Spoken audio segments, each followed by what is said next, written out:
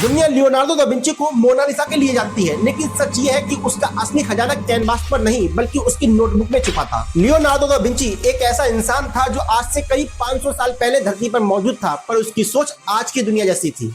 आज जब हम मॉडर्न मिलिट्री टैंक्स देखते हैं, मोटी लोहे की परतें, चारों तरफ सुरक्षा और अंदर बैठा सैनिक, तो लगता है कि ये 20वीं सदी की खोज है। लेकिन बहुत कम लोग जानते हैं कि आज से करीब 500 साल पहले लियोनार्डो ने अपनी नोटबुक में इसी तरह की पूरी ढकी हुई मशीन का डिजाइन बना दिया था। उस समय ये टैंक नहीं था, बस एक विचार था, लेकिन आज वही विचार मॉडर्न टैंक्स की बुनियाद है। और यही कहानी उड़ने वाली मशीनों की भी है।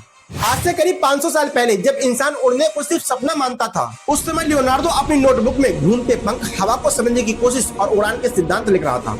वो आसमान में नहीं था, लेकिन भविष्य में झांक रहा था। लियोनार्डो जानता था कि उसकी सोच उस दौर से बहुत आगे है, इसलिए उसने अपनी नोटबुक मिरर राइटिंग में लिखी, यानी कि दाएं से बाएं, ताकि हर कोई उसके विचारों तक आसानी से ना पहुंच सके। तो सवाल उठता है, क्या लियोनार्डो अपनी खोजों को जानबूझकर छुपा रहा था, या फिर उस समय दुनिया उसके विचारों के लिए तैयार ही नहीं थी? उसकी नोटबुक सिर्फ मशीनों तक सीमित नहीं थी, उसने आज से 500 साल पहले ही इंसानी शरीर की इतनी सटीक और बारीक ड्राइंग बनाई।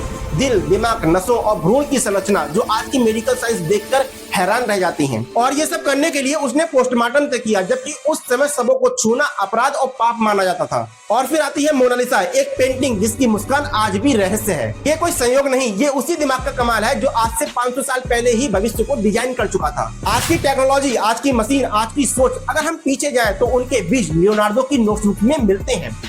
तो सवाल ये नहीं है कि लियोनार्डो कितना महान था, सवाल ये है क्या आज हम उस भविष्य में जी रहे हैं जिसे उसने 500 साल पहले ही कागजों में उतार दिया था। लाइक सब्सक्राइब करना।